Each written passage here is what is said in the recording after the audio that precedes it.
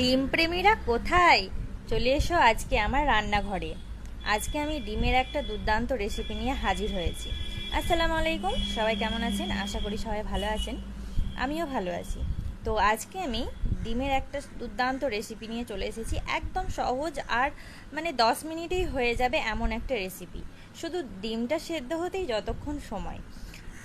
আমি ডিমটাকে সেদ্ধ করে নিয়েছি, তারপরে সেদ্ধ করে আমি ডিমটা ভেজে তুলে নিলাম। এইদিকে আমি কুচি করে রেখে দিয়েছিলাম পেঁয়াজ আর টমেটো, ব্যাস আর কিছুই লাগছে না এর মধ্যে। তো পেঁয়াজ টমেটোটাকে আমি একটু লবণ দিয়ে নরম করে নেব। এই যে ডিমটা এখানে তুলে রেখে দিলাম, আর এখানটা আমি একটু সামান্য পরিমাণে আদা আর রসুন বাটা দিয়ে দিলাম।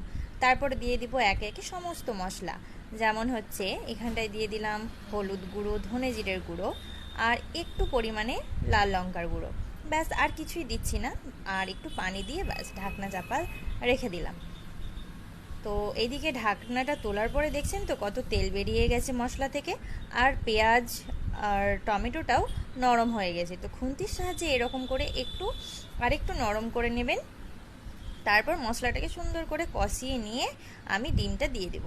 তো ডিমটা দিয়ে দিলাম, এখানটা একটু সামান্য পরিমাণে পানি দিতে হবে যেন মশলাটা ডিমের গায়ে গায়ে লেগে থাকে। এই যে আমি একটু পানি দিয়ে দিলাম, আর দিয়ে দিব অল্প একটু চিনি। তো চিনিটা অবশ্যই দেবেন, নইলে যে টমেটোর ব্যালেন্সটা